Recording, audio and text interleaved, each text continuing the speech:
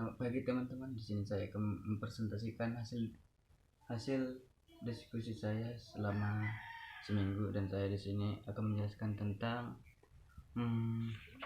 gerakan dasar seperti dijelaskan sebelumnya oleh Ridwan. Yang pertama itu gerak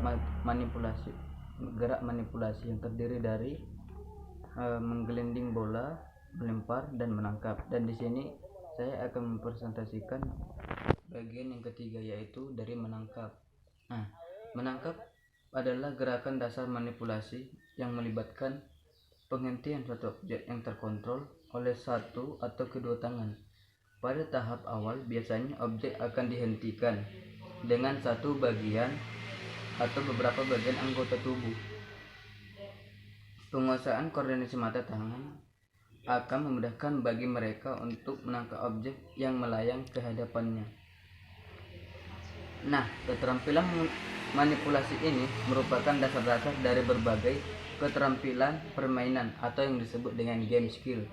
Dan dari sini awal dari kita memulai cara kita untuk memberikan keterampilan dalam permainan seperti tenaga, melempar, memukul, menendang, dan gerakan menerima objek. Seperti menangkap merupakan keterampilan yang penting yang dapat diajarkan dengan menggunakan berbagai jenis bola. Dan di sini saya memberikan contoh seperti apa sih pengelompokan gerak dasar itu. Seperti lokomotor ada disebutkan berjalan, berlari, dan melompat. Non lokomotor terbagi dalam membungkuk, meregang, memutar, dan manipulasi, melempar, menangkap, dan menendang. Yang selanjutnya ada disebut sebagai klasifikasi respon motorik. Di sini dalam mengkaji keterampilan motorik, salah satunya dapat dilakukan melalui karakteristik setiap gerakan. Berdasarkan kesamaan karakteristik yang ditemukan, maka dilakukan klasifikasi motorik pada pola-pola gerak tertentu.